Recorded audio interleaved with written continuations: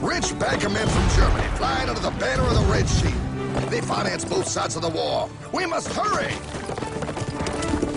That's him, the Red Shield courier! Shoot him! No! I'm not shooting anyone. Damn it, Pye! What?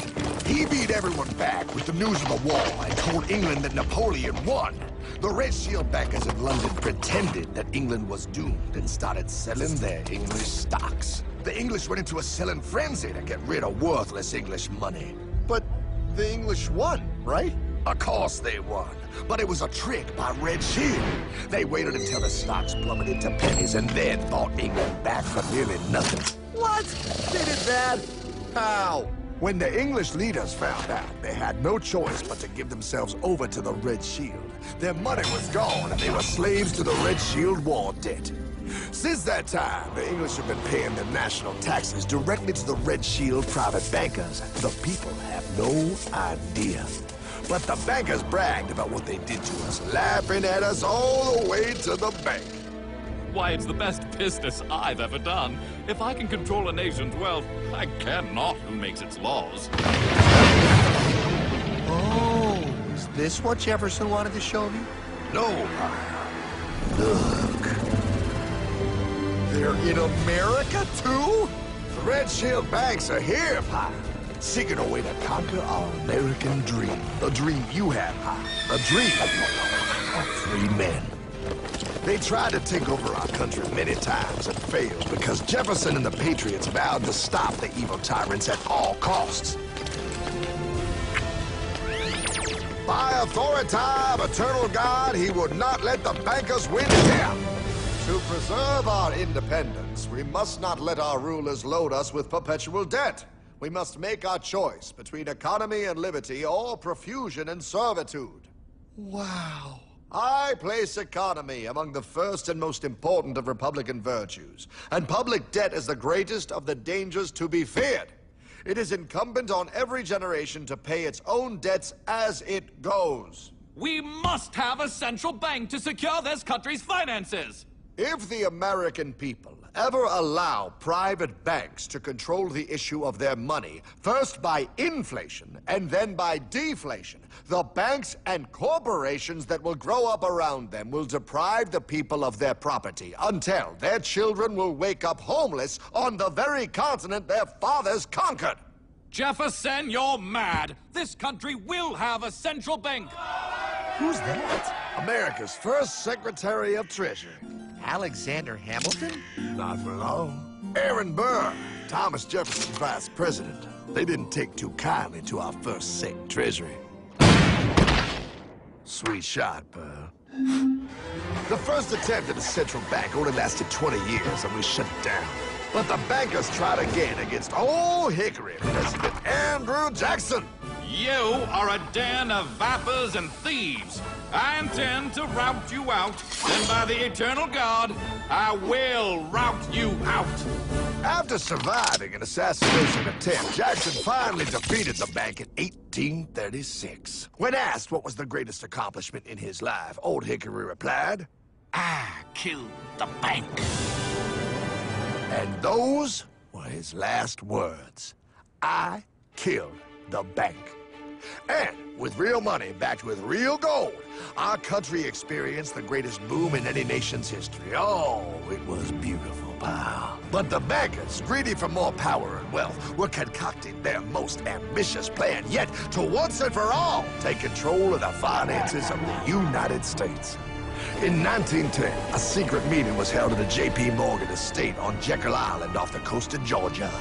This meeting was so secretive, so concealed from government and public knowledge that the 10 attendees used code names.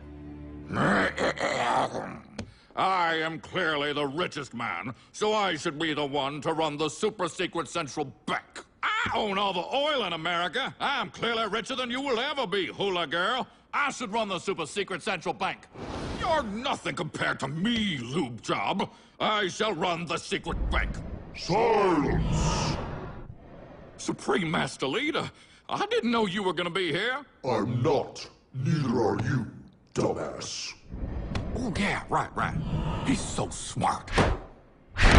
None of you shall run the bank. We have failed in the past because of openness. This time, the key to success is secrecy. The people must believe that they run the bank. Yes, brilliant! A sneak attack. What's the plan? We first create panic, then we show them the solution. With our man in office and well-planned timing, we will have our central bank. And so the people think it is theirs. We shall christen it Federal. The Federal Reserve.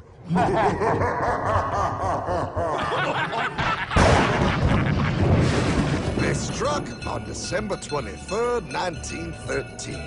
When most of our Congress were at home eating fruitcake, these bastards, I mean bankers, presented their treasonous act to their newly elected accomplice, Woodrow Wilson, who had fortuitously already agreed to sign it before he was even elected.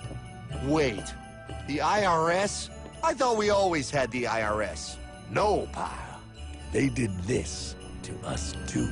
The Fed now has the exclusive power to print America's money. They loan this money to our banks and our government at interest, putting immediate debt on our own money, printing more and more, so each dollar they print becomes worth less than the one before.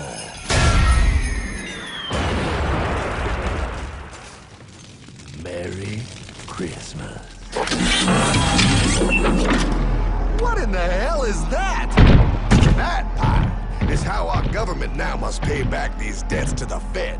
Your taxes do not go to your government. They don't? It's the greatest theft in human history. But, oh, okay, I mean, I sort of get what you're saying, but it's all so confusing. And really, Hartman, I don't see how it affects me at all. If I had more money, none of this would have happened. Hartman?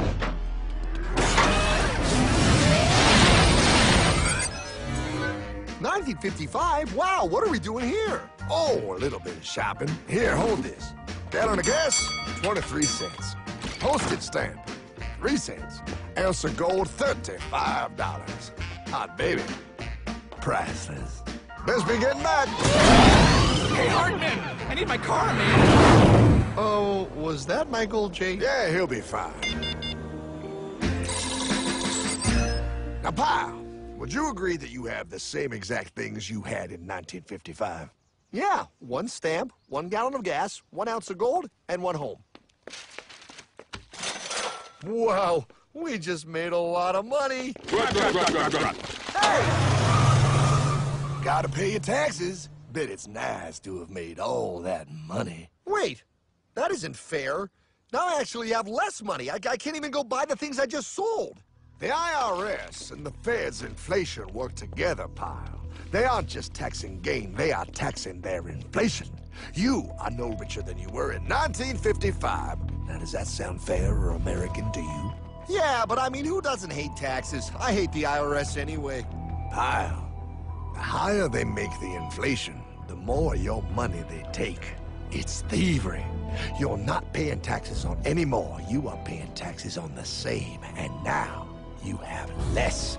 They take our property away right in front of our eyes, just like Thomas Jefferson said they would. What's that? Oh, they found us! Quick, a sword! What sword? We don't need your banking machine! I'll condemn you to die, damn it! Die! Pile! The Yankee bogey on my 9! Take him at his knees!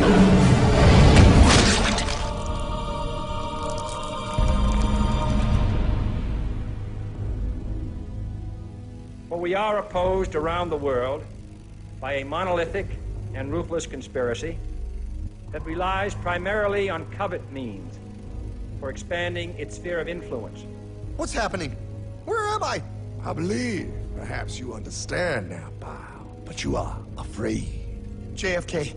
Hartman, what does this have to do with my house and my dog? Oh, okay, that's enough. I want to go home now.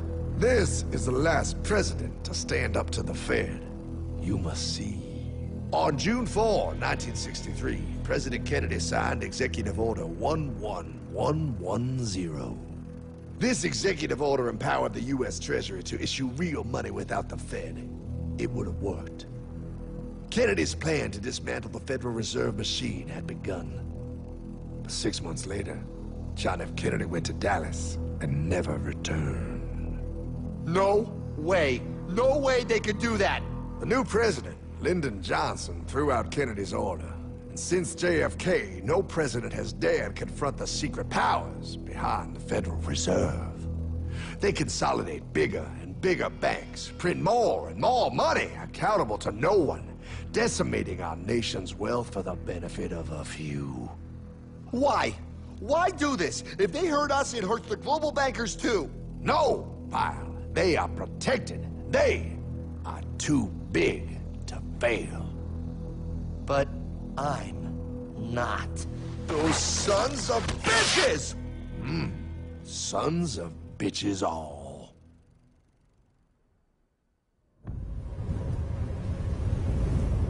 The day was cold. The wind sharp and strong. But we were determined.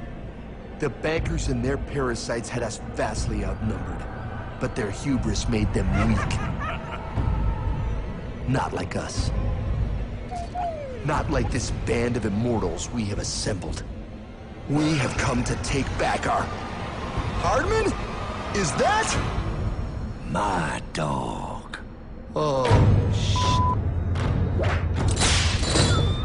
Then the inevitable. The Money Kings could ignore us no longer. They sent an emissary, a cog in their machine of greed to bring about our submission. Hank Paulson. Hardman, this is blasphemy. We own the corners of the earth. It is futile to challenge us. Oh, I've seen that look before. That of a predator taking in the scent of its prey. Bold, fearless, the look of a free man. You have come far, Hardman. Farther than most. Be smart now. Join us. We will bring you money, power, everything you want. You can be one of us, if you will kneel.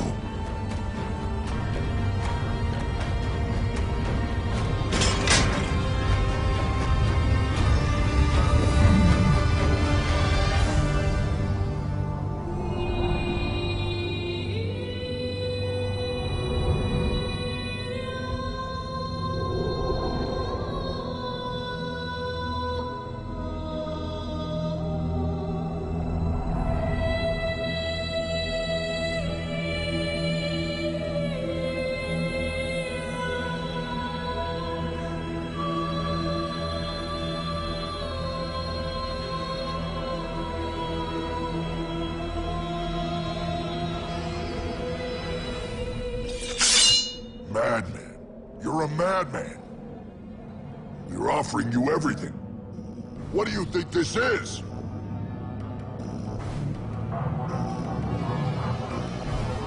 This is America!